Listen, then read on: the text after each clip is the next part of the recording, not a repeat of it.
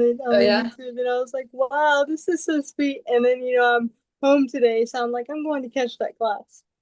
awesome. Okay, so let us begin. Jaya Jaya Shri Chaitanya Jaya Nityananda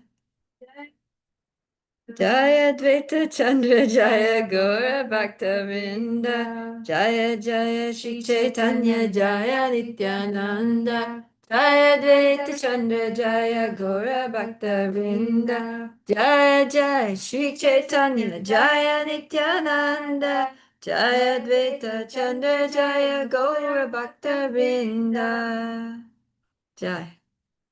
All right, so we are reading from Caitanya Charitamrita, Adi Lila, Chapter 1, The Spiritual Masters. So let's offer our obeisances to Srila Prabhupada. Namo Om Vishnu Padaya, Krishna Prastaya Bhutale, Srimate Bhaktivedanta Swaminiti Namane, Namaste Saraswati Deve, Gauravani Prachardane, Nirvishesha Shunyavadi Paschatya Deshatarane. So we are picking up from text 45, isn't it? Yeah. Guru Krishna Rupahana Shastra Pramane Guru Rupe Krishna Kripa Karena Bhaktagane. Okay. According to the deliberate opinion of all revealed scriptures, the spiritual master is non-different from Krishna. Lord Krishna, in the form of the spiritual master, delivers his devotees. Purport. The relationship of a disciple with his spiritual master is as good as his relationship with the Supreme Lord. A spiritual master always represents himself as the humblest servitor of the personality of Godhead, but the disciple must look upon him as a manifested representation of Godhead. Jai. Thank you. Yeah, so yesterday we were talking about different ways in which the spiritual master is non-different from Krishna. What were some of those ways? Do you remember? Oh, I didn't attend yesterday. Oh, you weren't there yesterday. Yeah. You were at work. So, yeah, one way is that because the spiritual master is passing on the teachings of Krishna, so he's basically saying what Krishna said, and therefore he's representing Krishna in the very true literal sense of the meaning of the term. And then the other one is that because he's always serving Krishna, he's basically fulfilling the mission of Krishna, because Krishna comes to deliver the pious, to annihilate the miscreants, and to reestablish the principles of religion. So he's acting as Krishna's arms and legs, as his instrument in this world for delivering pious people by giving them Krishna consciousness, annihilating the miscreants by purifying them of their demoniac tendencies, by giving them the holy name and prasadam and so forth, and reestablishing the principles of religion by, giving classes, teaching from the books, writing their own books. And then the third way, which is very interesting, that Srila Prabhupada says that the spiritual master is considered non-different from Krishna because he has such an intimate relationship with Krishna. So, yeah, I thought that was really sweet. So, when two people are very, very close relationship, they come to know each other so well, they're almost like the same person. Like talking to one of them is as good as talking to the other. It's like one becomes the alter ego of the other, right? So like that, the spiritual master is so intimate with Krishna, so dear to Krishna, so close to Krishna in heart and mind and thoughts and mood and everything, that he's practically non-different from Krishna. We read this whole section. Yesterday we started at 45. I forgot to move my bookmark. So where did we read to 50. Oh, Yes. So we are starting at 51. I was thinking that was sounding very familiar. Okay, 51. Jnanam paramaguyam me yad vijnana samanvitam sarahasyam tadangam cha grihana gaditam maya. That's the funny thing about Caitanya Charitamrita, is because Krishnadas Kaviraj writes his own verses in Bengali, and he also quotes various verses from different sources. So you're always like changing the melody. yeah. This is like a eight syllable Bhagavad Gita shloka melody. Would you like to read, Lavanga? Text 51. Yeah, absolutely. Please hear attentively what I shall speak to you, for transcendental knowledge about me is not only scientific, but also full of mysteries. Purport. Transcendental knowledge of Sri Krishna is deeper than the impersonal knowledge of Brahman, for it includes knowledge of not only his form and personality, but also everything else related to him.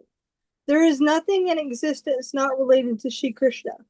In a sense, there is nothing but Sri Krishna, and yet nothing is Sri Krishna save and except his primeval personality. Primeval? Is that how you pronounce that word? Primeval. Primeval, yeah, okay. This knowledge constitutes a complete transcendental science, and Vishnu wanted to give Brahmaji full knowledge about that science. The mystery of this knowledge accumulates in personal attachment to the Lord, with a resulting effect of detachment from anything non-Krishna. There are 9 alternative transcendental means of attaining this stage: hearing, chanting, remembering, serving the lotus feet of the Lord, worshiping, praying, assisting, fraternizing with the Lord, and sacrificing everything for him. These are different parts of the same devotional service, which is full of transcendental mystery. The Lord said to Brahma that since he was pleased with him by his grace, the mystery was being revealed. Yeah, so yesterday we left off on that verse text 50 where it's talking about how the Lord taught Lord Brahma from within his heart, right? Tene Brahma Rida Yarikaveye. That Lord Brahma was born, there was nothing around, it was all darkness, he didn't have a clue who he was, where he was, what he was meant to do, and then he heard tapa, and he performed austerities, doing meditation for 1,000 years, and then the Lord appeared to him, and he began to instruct him. So, yeah, it's a great mystery. Many things about devotional service, Krishna consciousness, are very mysterious, right? Like how knowledge is revealed within the heart of the devotee. And yesterday we were Krishna's Kaviraj in text 49, he's quoted Tesham Satati Yuktanam Bhajatam Pritipurvakam Dadami Buddhi Yogam Tam Yena Mam Upayanti Te. That just by serving Krishna constantly with love, we get so many realizations from within the heart. All the knowledge, all the imports of the Vedas become revealed within the heart of one who serves the Lord with implicit faith in Guru and Krishna. So this is very mysterious how that knowledge awakens within the heart, how purification happens, how, all these transformations, internal transformations happen. So that's mysterious. And then another mystery is just, Krishna himself is a great mystery, right? Like Srila Prabhupada is saying that everything is Krishna. There's nothing that's not Krishna, but then at the same time, nothing is actually Krishna except himself. So it's like, wait, what? That's contradictory. So there's a lot of things that are apparent contradictions in relation to Krishna in his feature as Bhagavan, and also simultaneously the absolute truth. And so these mysteries are all revealed by the Lord from within the heart when he's pleased with us. And he becomes very pleased when we perform the 9 processes of devotional services. Srila Prabhupada is mentioning here Shravanam, Kirtanam, Vishnu Smaranam, Padasevanam, Archanam, Vandanam, Sakyam, Atma Nivedanam, hearing, chanting, remembering Krishna, serving his lotus feet, worshiping him, praying, serving him as a servant, serving as a friend, and sacrificing everything for him, even one's very self. So, yeah, he says that this knowledge culminates in personal attachment to the Lord. So when we get this knowledge within the heart, the way we know is that we develop this very strong personal attachment to the Lord. And then simultaneously, we develop detachment from anything that's non-Krishna. So it's like we become crazy about everything to do with Krishna, and we become just totally disinterested in anything that's not Krishna or not related to Krishna. So this is the result of real knowledge. Yeah. As it says, the Lord explained all this to Brahma because he was pleased with him. So when Krishna is pleased with us, then he reveals all these mysteries. Text 52. Yavan aham yata bhavo Yadrupa guna karmakaha tataiva tattva vijnanam astu te mad anugrahat. I'll read. By my causeless mercy, be enlightened in truth about my personality, manifestations, qualities, and pastimes. So Lord said this to Lord Brahma. Right? These verses are, he's quoting from Srimad Bhagavatam 2:9:31-36. Can you imagine the Lord appears before you? And you're chanting japa and you've been chanting like, many rounds and very attentively, really absorbed. And all of a sudden Krishna appears before you and he says, listen, I'm going to tell you knowledge that is not only scientific, but full of mysteries. By my causeless mercy, be enlightened in this truth about my personality, my manifestations, my qualities, and my pastimes. I'm going to listen carefully. I'm going to tell you everything right now. That's what happened to Brahma. Purport. The transcendental personal forms of the Lord are a mystery, and the symptoms of these forms, which are absolutely different from anything made of mundane elements, are also mysterious. The innumerable forms of the Lord, such as Shamasundar, Narayan, Ram, and Gaurasundar, the colors of these forms, white, red, yellow, cloud-like Sham, and others, his qualities as the responsive personality of Godhead to pure devotees, and as impersonal Brahman to dry speculators, his uncommon activities like lifting Govardhan Hill, marrying more than 16,000 queens at Dwarka, and entering the rasa dance with the damsels of Vraj, expanding himself in as many forms as there were damsels in the dance. These and innumerable other uncommon acts and attributes are all mysteries, one aspect of which is presented in the scientific knowledge of the Bhagavad Gita, which is read and adored all over the world by all classes of scholars, with as many interpretations as there are empiric philosophers. The truth of these mysteries was revealed to Brahma by the descending process, without the help of the ascending one. The Lord's mercy descends to a devotee like Brahma, and through Brahma to Narada, from Narada to Vyas, from Vyas to Shukadev, and so on in the bona fide chain of disciplic succession. We cannot discover the mysteries of the Lord by our mundane endeavors. They are only revealed by his grace to the proper devotees. These mysteries are gradually disclosed to the various grades of devotees in proportion to the gradual development of their service attitude. In other words, impersonalists who depend upon the strength of their poor fund of knowledge and morbid speculative habits, without submission and service in the forms of hearing, chanting, and the others mentioned above, cannot penetrate to the mysterious region of transcendence, where the supreme truth is a transcendental person, free from all tinges of the material elements. Discovering the mystery of the Lord eliminates the impersonal feature realized by common spiritualists who are merely trying to enter the spiritual region from the mundane platform. Wow, Prabhupada really lays it out very clearly here. So, yeah, he's saying that these mysteries were revealed to Brahma by the descending process without the help of the ascending process. So the ascending process is pratyaksha, direct perception, perceiving things with the senses, and anuman, mental speculation. So this is, people who try to see God with their eyes, who try to hear him with their ears, who try to touch him.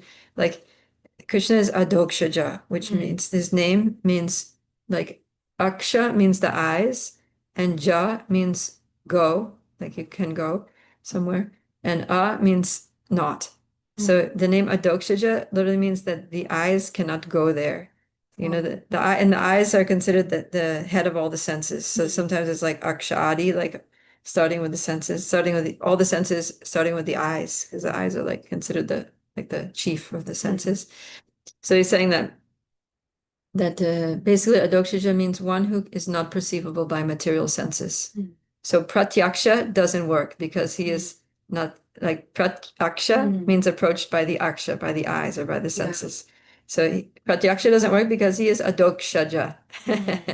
And then anuman also doesn't work because anuman means you sit there with your mind and you just think, try to figure it out by speculating, mental concoction. And Krishna also cannot be perceived. The mind is also like, manasastan indriyani. Sometimes the mind is categorized as the sixth sense, right? The sixth senses, including the mind, Krishna says. So the mind is also, it's materialistic in this world. It's a material element, right? There's 8 elements: earth, water, fire, air, ether, mind, intelligence, false ego. So these are all just material elements. How can a material element like contact Krishna, who is transcendental to all material things? So the Lord is completely transcendental, and the only way to know him is through transcendental knowledge coming down from a transcendental person, someone who's actually transcendentally situated. And that's why we need disciplic succession, because Brahma, Narada, Vyas, Shukadev, they're all on the transcendental platform. And so they can understand that which is transcendental, the Lord, and they can also give that knowledge to us if they're pleased with us. So, yeah. And then he again says the way to please them is by hearing, chanting, remembering, serving, praying, worshiping. Right. To please the Lord. Yeah. Yeah. Yeah, and to please the gurus in disciplic succession. Right? Because it says these mysteries of the Lord are revealed to proper devotees. And then from those proper devotees who have had the revelations of Krishna, his mysteries are gradually disclosed to various grades of devotees in gradual development of their service attitude. So we have to develop a really nice, sweet service attitude, and then these things will be revealed. Daniel. I don't think he's coming. He works on Fridays. Oh, somebody. Okay, text 53. Now this is the next 4 verses are actually from 33 to 36 of Canto 2, Chapter 9. These are the Chapter Sloki Bhagavatam, spoken by Lord Vishnu to Lord Brahma. 50. That's what we're going to read right now. Oh. Aham eva sameva gre nanyad yat sadasat param paschad aham yad etachcha yo vashishyeta sosmyaham. Jopati or Justa? You have it there on your phone? Yeah. Do you want to read? You go. Oh, okay. Jopati, are you following along with the book, or are you just listening in? I just got here, so I don't know where we are or which book. Okay, we're reading Caitanya Caritamrita, Adi Lila, Chapter 1, and right now we're on text 53. So I'll give you some time to find it. Okay, thank you. In the meantime, do you want to read, Kritika? Prior to the cosmic creation, only I exist and no phenomena exist, either gross, subtle, or primordial. After creation, only everything, and after annihilation, only I remain eternally. Purport: Aham means I. Therefore, the speaker who is saying Aham, I, must have his own personality. The Maya philosophers interpret this word Aham as referring to the impersonal Brahman. The Mayavadis are very proud of their grammatical knowledge, but any person who has actual knowledge of grammar can understand that Aham means I, and that I refers to personality. Therefore, the personality of Godhead speaking to Brahma uses Aham while describing his own transcendental form. Aham has a specific meaning. It is not a vague term that can be whimsically interpreted. Aham, when spoken by Krishna, refers to the Supreme Personality of Godhead and nothing else. Before the creation and after its dissolution, only the Supreme Personality of Godhead and its associates exist. There is no existence of the material elements. This is confirmed in the Vedic literature. Vasudeva va idam agra asim na brahma na cha sankara. The meaning of this mantra is that before creation, there was no existence of Brahma or Shiva, for only Vishnu existed. Vishnu existed in his abode, the Vaikunthas. There are innumerable Vaikuntha planets in the spiritual sky, and on each of them, Vishnu resides with his associates and his paraphernalia. It is also confirmed in the Bhagavad Gita that although the creation is periodically dissolved, there is another abode which is never dissolved. The word creation refers to the material creation because in the spiritual world, everything exists eternally and there is no creation or dissolution. The Lord indicates herein that before the material creation, he existed in fullness with all transcendental opulences, including all strength, all wealth, all beauty, all knowledge, all fame, and all renunciation. If one thinks of a king, he automatically thinks of his secretaries, ministers, military commanders, palaces, and so on. Since a king has such opulences, one can simply try to imagine the opulences of the Supreme Personality of Godhead. When the Lord says Aham, therefore it is to be understood that he exists with full potency, including all opulences. The word Yat refers to Brahman, the impersonal effulgence of the Lord. In the Brahma Samhita, it is said, Tad Brahma Nishkalam Anantam Ashesha Bhutam. The Brahman effulgence expands unlimitedly, just as the sun is a localized planet with the sunshine expanding unlimitedly from that source. So the absolute truth is the Supreme Personality of Godhead with his effulgence of energy, Brahman, expanding unlimitedly. From that Brahman energy, the creation appears, just as a cloud appears in sunshine. From the cloud comes rain, and from the rain comes vegetation, and from the vegetation comes fruits and flowers, which are the basis of subsistence for many other forms of life. Similarly, the effulgent bodily lustre of the Supreme Lord is the cause of the creation of infinite universes. The Brahman effulgence is impersonal, but the cause of that energy is the Supreme Personality of Godhead. From him, in his abode, the Vaikunthas, this Brahma Jyoti emanates. He is never impersonal. Since impersonalists cannot understand the source of the Brahman energy, they mistakenly choose to think this personal Brahman the ultimate or absolute goal. But as stated in the Upanishads, one has to penetrate the impersonal effulgence to see the face of the Supreme Lord. If one desires to reach the source of the sunshine, he has to travel through the sunshine to reach the sun, and then meet the predominating deity there. The absolute truth is the Supreme Person, Bhagavan, as Srimad Bhagavatam explains. Sat means effect, Asat means cause, and Param refers to the ultimate truth, which is transcendental to cause and effect. The source of the creation is called Mahat Tattva, or total material energy, and its effect is the creation itself. But neither cause nor effect existed in the beginning. They emanated from the Supreme Personality of Godhead, as did the energy of time.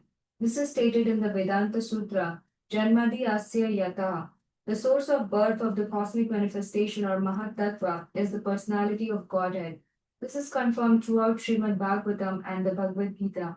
In the Bhagavad Gita, the Lord says, Aham Sarvasya Prabhava. I am the fountainhead of all emanations. The material cosmos, being temporary, is sometimes manifest and sometimes unmanifest, but its energy emanates from the Supreme Absolute Lord. Before the creation, there was neither cause nor effect, but the Supreme Personality of Godhead existed with his full opulence and energy. The words Paschat Aham indicate that the Lord exists after the dissolution of the cosmic manifestation. When the material world is dissolved, the Lord still exists personally in the Vaikunthas. During the creation, the Lord also exists as he is in the Vaikunthas, and he also exists as the supersoul within the material universes. This is confirmed in the Brahma Samhita 5.37. Goloka Eva Nivasati. Although he is perfectly and eternally present in Golok Vrindavan in Vaikuntha, he is nevertheless all-pervading, Akhilatma Bhuta. The all-pervading feature of the Lord is called the Supersoul. In the Bhagavad Gita, it is said, Aham Kritnasya Jagata Prabhava. The cosmic manifestation is a display of the energy of the Supreme Lord. The material elements, earth, water, fire, air, ether, mind, intelligence, and false ego, display the inferior energy of the Lord, and the living entities are his superior energy, since the energy of the Lord is not different from him. In fact, everything that exists is Krishna and his impersonal feature. Sunshine, sunlight, and heat are not different from the sun, and yet simultaneously they are distinct energies of the sun.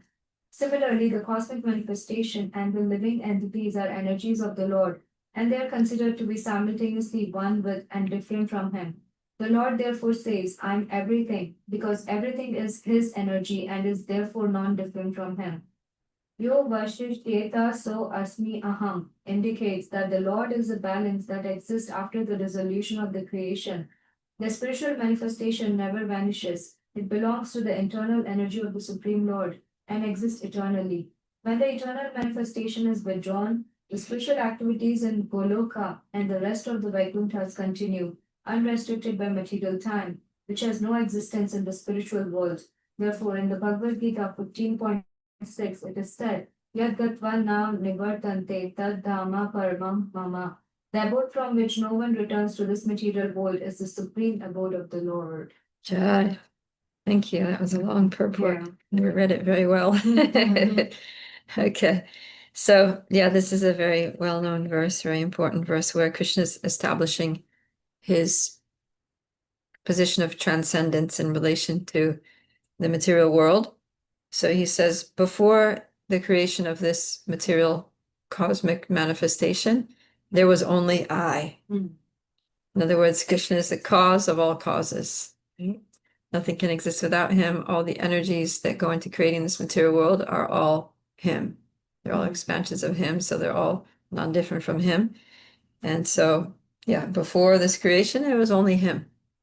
And then when he desired, then things started happening. Material world started, he started expanding in different ways to bring about the creation. And then in the time when creation is manifest, there's also only him. So this is like the tricky part, because someone might think, okay, well, before creation there was only him, but after creation there were so many things, right? There are, trees and birds and people and dogs and cows and rivers and mountains and oceans. But he's saying, no, there's only me.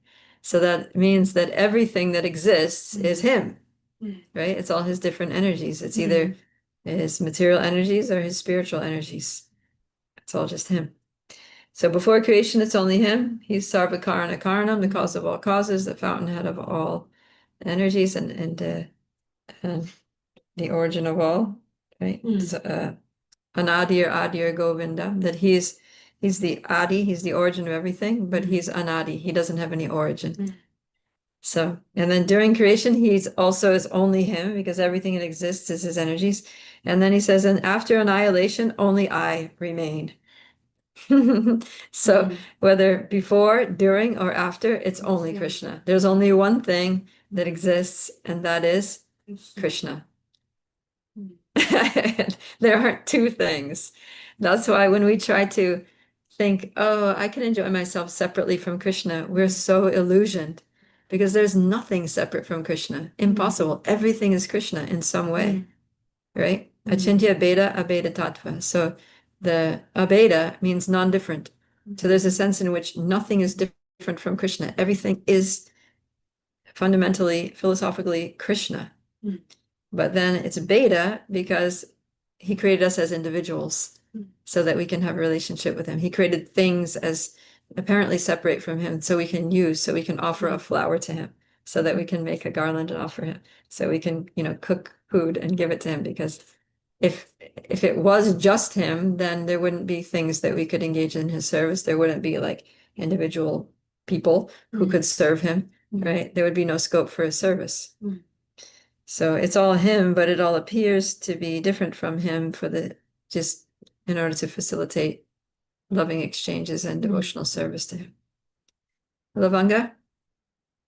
I was wondering, because I often, hear it said by Prabhupada and other devotees that the topmost devotee on the Uttamadhikari, they can't preach because they think everybody is serving Krishna better than me.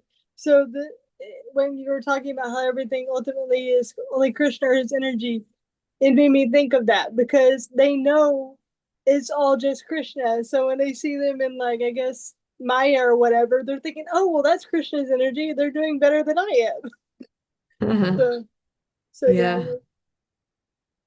Yeah, they see that Vishvam, like Prabodhananda Saraswati Thakur says in one book that he wrote called Caitanya Chandramrita, that somebody who has received the merciful glance of Lord Chaitanya, one of the symptoms is that Vishvam Purnam Sukhayate, sees the whole universe is full of joy. He doesn't see any suffering in the universe.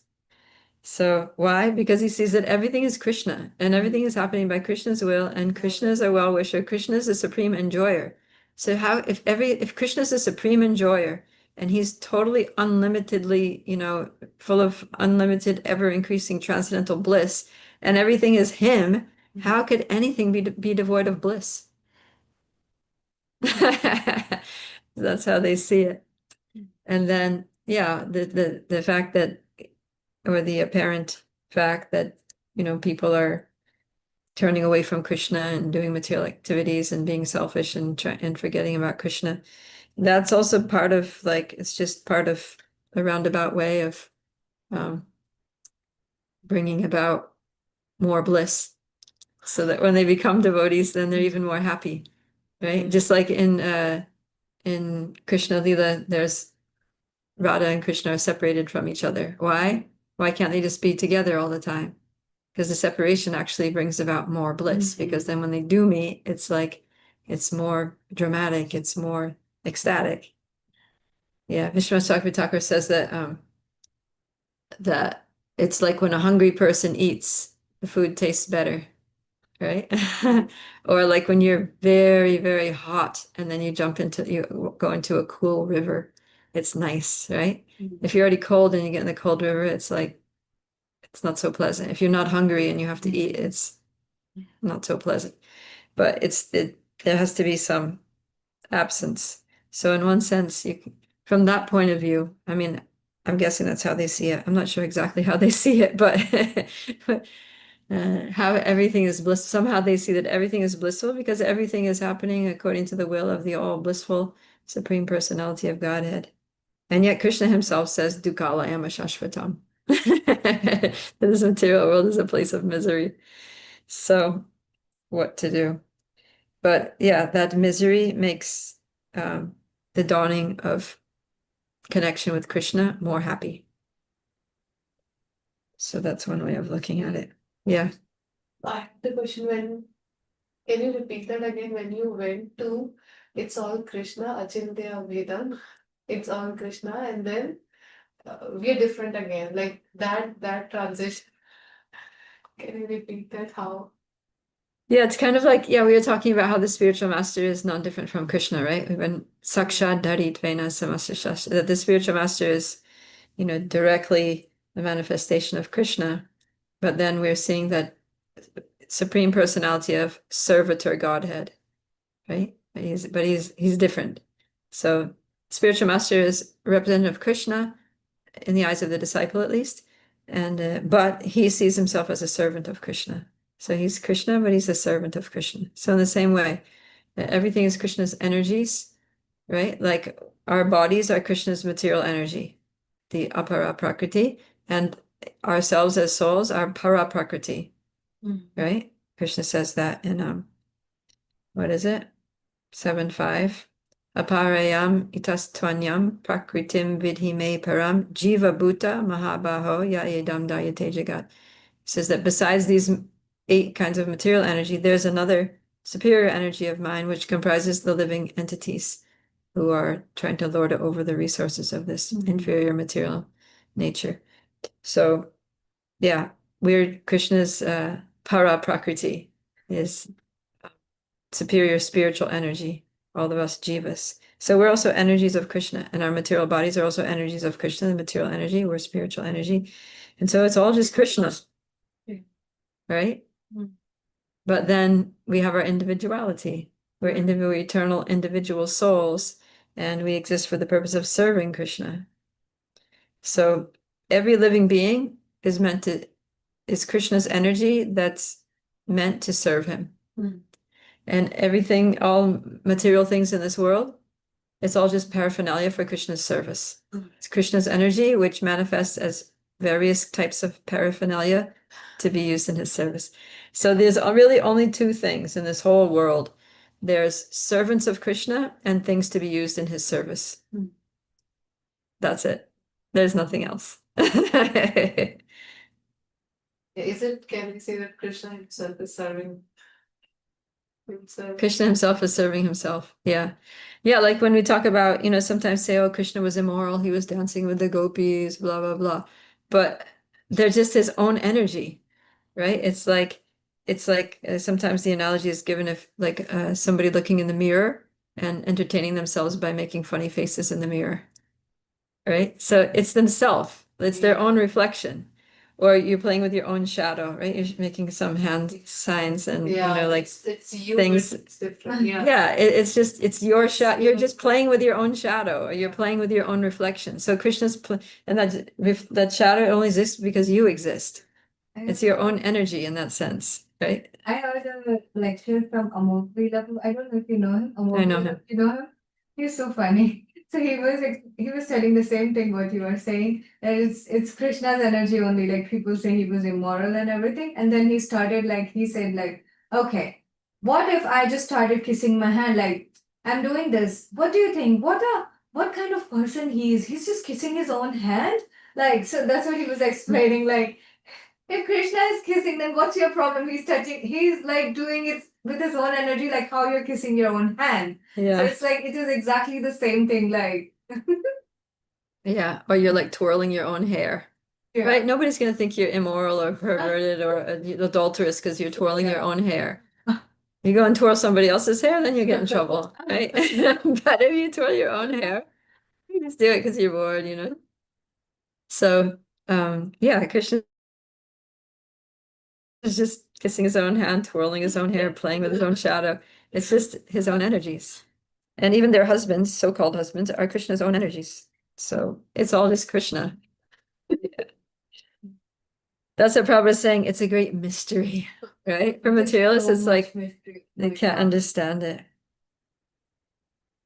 Yeah, I mean, to me, it remains a mystery how these Uttama Adhikaris can see the whole world as a happy place. I guess I haven't got the full Kripa Kataksha, the whole full merciful glance of Lord Chaitanya yet. Still waiting for that. Maybe I only got a little squint, you know? Okay. So this verse is very important because it establishes Krishna's position as the absolute truth. There's nothing that exists apart from Krishna.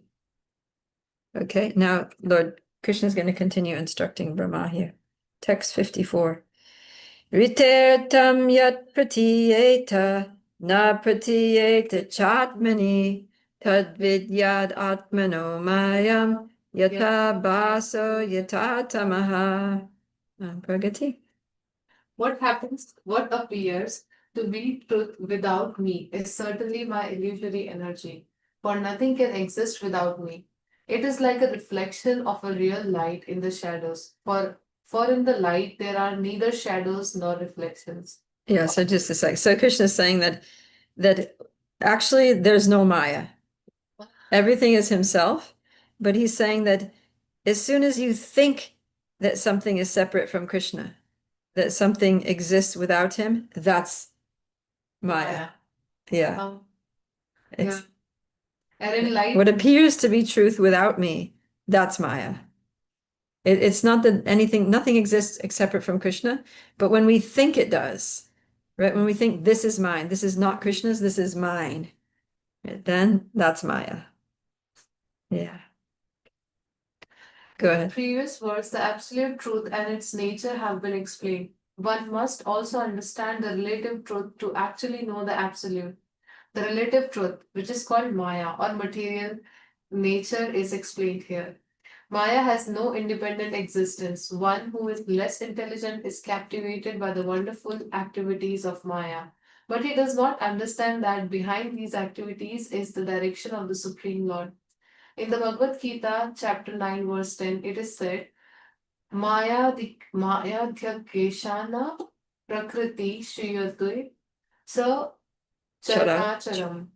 The material nature is working and producing moving and non-moving beings only by the supervision of Krishna.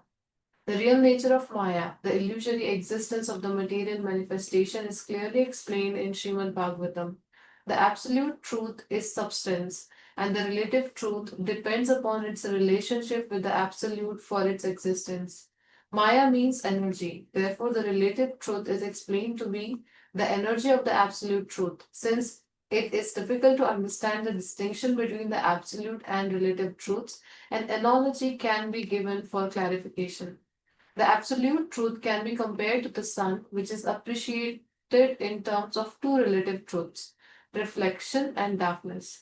Darkness is the absence of sunshine, and the reflection is a projection of sunlight into darkness.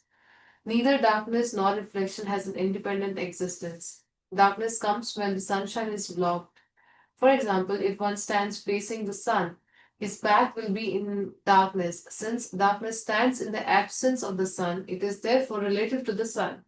The spiritual world is compared to the real sunshine, and the material world is compared to the dark regions where the sun is not visible. Just pause there for a second. Yeah, so this is interesting because he's saying that even darkness comes from the sun, right? Because if there wasn't sun, there would be no, if there wasn't such a thing as light, there wouldn't be a concept of darkness. It only exists because there's light, or there just wouldn't be a word, it would just be whatever. So in the same way, like, atheists, they say that there's no God. So they believe in God. Otherwise, why would they talk about him? Why would you talk about something that, so as soon as you say, I don't believe in God, that means you do believe in God, but you're just rejecting him, right? It's like saying, I don't want to be your friend kind of thing. It's like, yeah, there is a person there who, used to be my friend or could potentially be my friend, and I'm deciding I'm rejecting them. But I can't say you don't exist, right? If I say you don't exist, that means you do exist because I'm talking about you. So it's just silly. So in the same way, yeah, darkness is the absence of sunlight. So if there was no sunlight, there would be no absence of sunlight, and there would be no darkness. You get it? We wouldn't be talking about the absence of sunlight. So even Maya is Krishna. And not only is she Krishna's energy, but she's controlled by Krishna. That's what it says here in the Bhagavad. Maya Dyakshena Prakriti Suyate Sachirashram. This material nature is one of my energies and is working under my direction. So all these things, even Maya is happening under the supervision of Krishna. It's not working independently of Krishna. It's working totally under Krishna's control. And it's Krishna. Go ahead. When the material manifestation appears very wonderful, this is due to a perverted reflection of the supreme sunshine, the absolute truth. As confirmed in the Vedanta Sutra, whatever one can see here has its substance in the absolute, as darkness is situated far away from the sun. So the material world is also far away from the spiritual world. The Vedic literature directs us not to be captivated by the dark regions, tama, but to try to reach the shining regions of the absolute yogi dham. The spiritual world is brightly illuminated, but the material world is wrapped in darkness. In the material world, sunshine, moonshine, or different kinds of artificial light are required to dispel darkness, especially at night, for by nature the material world is dark. Therefore, the Supreme Lord has arranged for sunshine and moonshine. But in his abode, as described in the Bhagavad Gita 15.6, there is no necessity for lighting by sunshine, moonshine, or electricity because everything is self-effulgent. That which is relative, temporary, and far away from the absolute truth is called Maya or ignorance. This illusion is exhibited in two ways as explained in the Bhagavad Gita. The inferior illusion is inert matter, and the superior illusion is the living entity. The living entities are called illusory in this context only because they are implicated in the illusory structures and activities of the material world. Actually, the living entities are not illusory, for they are the parts of the superior energy of the Supreme Lord and do not have to be covered by Maya if they do not want to be so. The actions of the living entities in the spiritual kingdom are not illusory. They are the actual eternal activities of liberated souls. Try. Yeah. I remember reading this a long time ago when I was a brand new devotee reading this, that the nature of the material world is dark. And then at one time, I think I'd been in Krishna consciousness for like 6 months. And then I went back to, I went to see my family after that. I joined in London and then came back to US, visit my family. And then I went to my college to visit my friends at college. And the place where I went to college is it's in the middle of a national park. So there's in the national park, there's no like artificial lighting. So we went there, I went to someone's house, it was night, and then we walked out of the house and they didn't have any like porch light or anything on. So we were walking out to the car and it was like It was like pitch black. It was literally like so dark. You could not even see your hand. Like you couldn't see I couldn't see my hand like that. It was so dark. And I was like, wow, Prabhupada's right. The nature of this material world is dark. If there wasn't a sun, and I guess it was a cloudy night, so there were no stars, no moon, I'd never experienced that much darkness. And I was just like, yeah, if Krishna didn't put the sun here in this universe and the moon and things, like we would just be walking around in total darkness, not able to see anything what we're doing and just bumbling around. And it was like it was quite shocking actually, because we don't usually experience that. Usually there's some light, like you can kind of like navigate, and it was literally like being blind. So yeah, I was remembering this, that especially at night, the nature of this world is dark. And yeah. So then Prabhupada makes a really important point here. He says that actually he says the living entities do not have to be covered by Maya if they do not want to be so. So the only reason we're covered by Maya is because we want to be. Because we have material desires. We actually want material desires means what? I want material things. I want a material life. That's what desire means. You want it, right? So you have material desires means I want a material life. I want to enjoy myself materially. I want to stay in this material world. I want to be in Maya. We choose darkness. We choose the darkness. We're like, that's why in the Vedanta Sutra says, don't stay in the darkness, come to the light. How we lose this tendency to separately enjoy him? Like practical ways, like I know we should include Krishna in everything, but like practically, like give money, what else? Give money. Well, like Prabhupada said a couple times already in these verses, that we need to perform the 9 processes of devotional service, right? Hearing, chanting, remembering, serving, offering prayers, worshiping the deity, But all it's these still things. so deep rooted, the tendency to enjoy. Yeah. It's like it is so deep rooted, like Yeah, it takes a while, yeah, but it's a gradual process. But we just that's the process. 9 processes, we just have to do them. Take shelter of a spiritual master, right? We were reading that, then you can't make any advancement. So we need a guru, we need shastra, we need sadhus, devotee association, and we need to do the 9 processes of devotional service and try to spread Krishna consciousness. Gradually, the lights start coming on, right? Krishna illuminates. He destroys with the shining lamp of knowledge the darkness born of ignorance. like the biggest would be the ego, I think.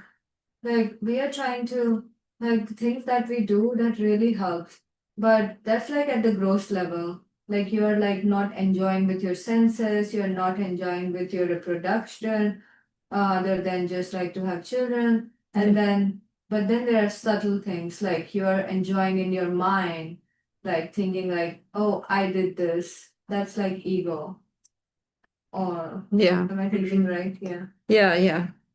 Yeah, I mean it's easier to control the body than it is to control the mind and the ego. Yeah. So stuff. like, oh my God. But at least we need to start somewhere. So the process of bhakti is you start with the easy things, right? Get that body out of the bed, put it in the shower, get it clean, put clothes, tilak, come be in the space, go to the temple, see the deities, sing, sit down, chant Hare Krishna. Like we can make ourselves do those things.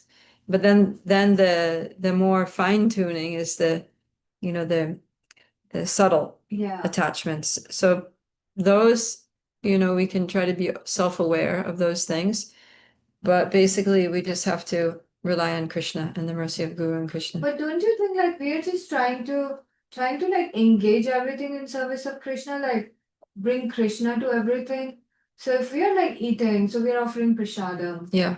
If you are doing like anything, it's like you're including Krishna. So like if anything is gonna happen with the mind also, isn't it gonna be like you have to include Krishna with somehow? Yeah, that's why, Krishna says, always think of me. Right? That means the mind. Man mana bhava mad bhakto. Chanting Krishna's names is meant that we think of Krishna, right? The Maha Mantra. It's engaging the mind and thinking of Krishna by you chant his names and you think of him.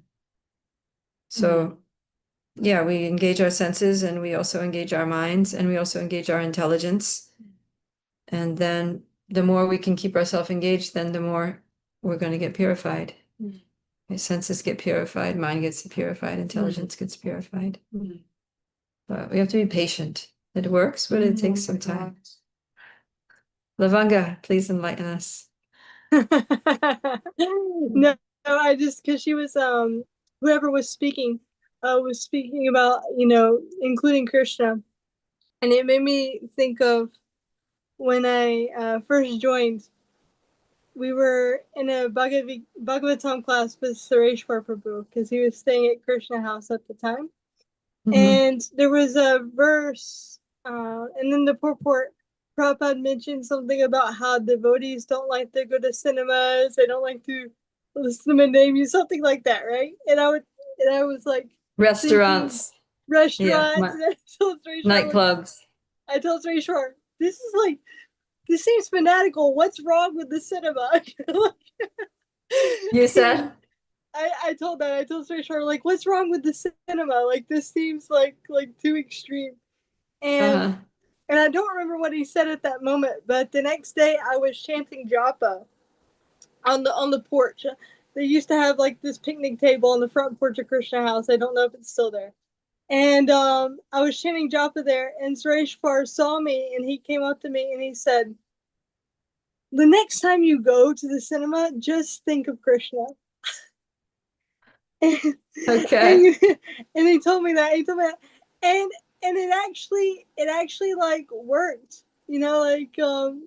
Like the next time I went to go see some movie with some friends, I actually was like trying to see Krishna in that. And then, like my desire for knowing Krishna more, like it I was thinking, well, why am I here? Why am I not listening to like Krishna Katha, something like that? So Yeah. And that was like his way of like trying to at least get me to include Krishna in like whatever I was doing. And like the same thing whenever they used to do the football harinams, I had tickets to all the games, so I would go to my friends.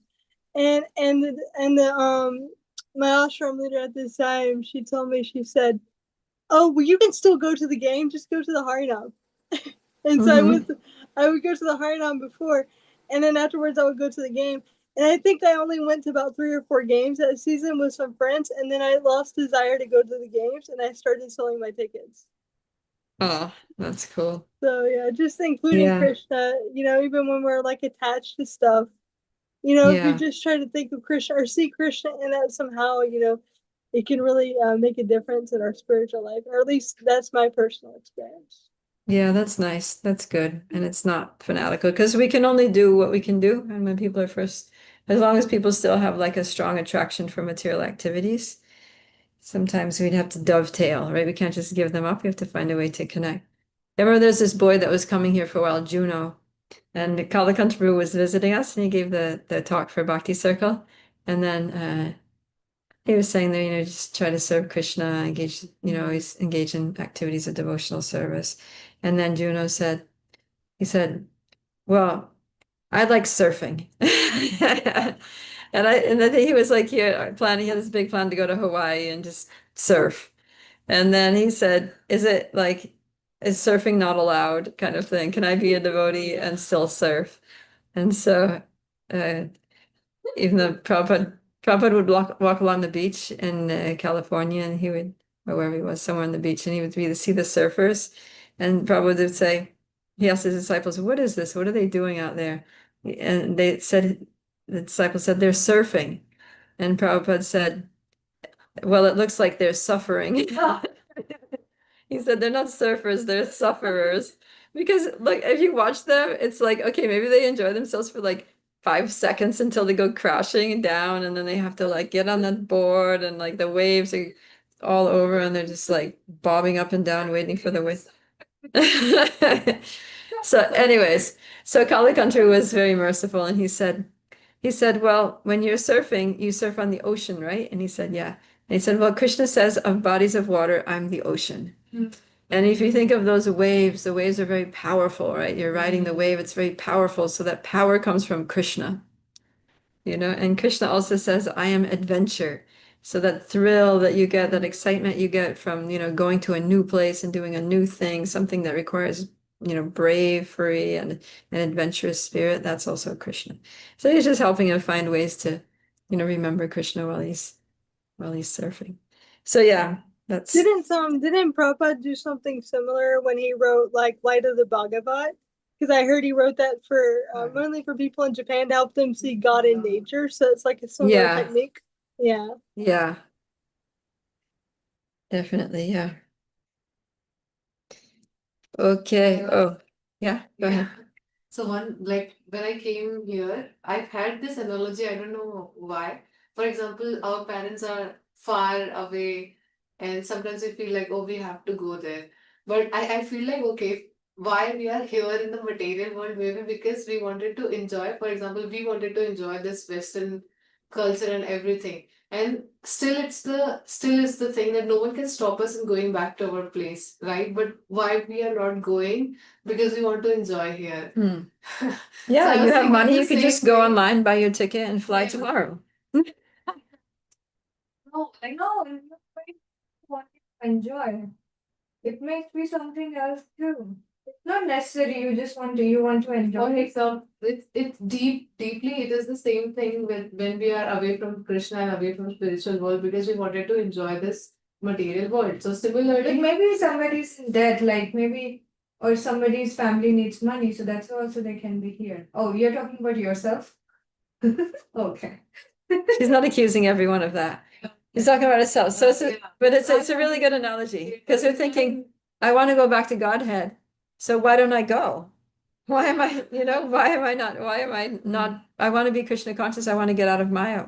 Why am I still here in Maya, in the material world, and not in Krishna conscious? So I still even I'm trying to go to my parents, but I'm not doing this. I wanted to enjoy here. Right? But then you can enjoy privacy. I can What do you even enjoy here? You're just here all the time at Krishna House. You just walk across the street. That's all you do. Go to college and there are so many enjoyments. I can tell you after class, like being You in make money being and then here. go. There is a very in-depth where you feel like okay, you are in like no other person, like the ego, ahem, lot of things come into picture. I guess like Satisfaction the of culture here gives you freedom, right? culture gives Freedom you of thought. You can I still don't want to go back to India because I feel a lot of freedom of thoughts or Freedom of speech. how people live. you can decide who you want to be friends with. Just Yeah. tell them no. Yeah. So yeah, this is in relation to this that the living entities don't have to be covered by Maya if they don't want to be so. You don't have to stay in America if you don't want to. The trouble is, You go you want then to. You want Maya if you don't go back to India. See, I want Maya all the time, so that's why I'm here. Okay, we better stop. It's 5 o'clock. Oh yes, pregnant. Now I understand why you're saying that if everything is not, but still Chaitamrita is here, you've not lost anything. And I feel it by these two verses. Hmm. Oh my God, they explain this much complex topic in so real way, and it was so helpful to understand it that way. That okay, this is a darkness part, this is illusion, this is Maya. This explanation is not even given in Bhagavad Gita. How well they have used the words to explain to us who don't know anything. So I feel this is a He's quoting Srimad Bhagavatam. These verses are from he's Bhagavatam. also quoting, but the words initially the purport was given. Yeah. Yeah, and the explanation was so beautiful, like to understand and grasp it immediately. Yeah. I feel like also, see, Srila Prabhupada wrote the Caitanya Caritamrita much later. He wrote the first few volumes of the Srimad Bhagavatam when he was still in India. So he would have written that second canto, those purports when he was still in India. And then I feel like when Srila Prabhupada came to America, the purports that he wrote from here when he was traveling and preaching, and he got so much insight from preaching in the West, you know, and these Chaitanya Charitamrita purports are like amazing. Yeah. He wrote these all in the Western world, practically speaking. Yeah, it hits you, like it directly explain you what is this, like in a very easy way. Yeah, I feel like they're more clear, they're more relatable, and they're more like broad. They're broad-minded. And Prabhupada is less in these verses. He's really like in Chaitanya Charitamrita purports, he's just going, it's like so transcendental. Yeah. He's just cutting straight to the soul. He's not giving any social commentary, you know, about these Yeah. castes and cultures and men and women and this and that. And he's just like the soul, you know, this is the situation of the soul in the material world and Krishna. But And soul Pragati. it's so refreshing, you know, because when you read it, you're just like, I am a soul and I need to connect with Krishna. And I'm in Maya in this material world. I think I can relate with what you're saying, Pragati, a lot. And it's like sometimes we blame other people and circumstances, but it's actually like us and our priorities and our whatever your circumstances are that you are like doing certain things. So I can relate with what you're saying. Yeah. I was into a situation where I was like blaming other people, like, why you got me to this country? Like, I never wanted to be in this country. Then I was like, no, I don't think so. I think You know, yeah, you do only what you like. You don't, It's like- if you never listen. I mean, I don't know. It wasn't like that, but So here on YouTube, we have a very enthusiastic person. Radhe Radhe. No, his name is Veer Pratap Singh Chauhan. And he said 6 times, Hare Krishna Mataji, Hare Krishna Mataji. And then finally he said, oh no, then Subhajit joined and he said also, Hare Krishna Mataji, I'm from ISKCON Mayapur. ISKCON Mayapur ki jai. Well, we'll be going there soon in November. Can't wait. All right, well, thank you for joining. And today's Friday, so we won't have this class again until Monday, because now we're doing Monday to Friday. So we'll have to be dying of separation for the next 48 hours. It went by fast for Boo. Like the hour just went by so quickly. I know, right? Yeah, this is like every Chaitanya Charitamrita class that we've had has flown. It's Yeah. literally just been like floating. Realize that. Yeah. Yeah. And I was listening so bad yesterday because I was seeing patients and I was like, why have to see these? I want to listen to the class. Okay, thanks for joining the Vanga. Hare Krishna. Hare Thank Krishna. you. Hope to see you on Monday. Yeah, we'll All see. right,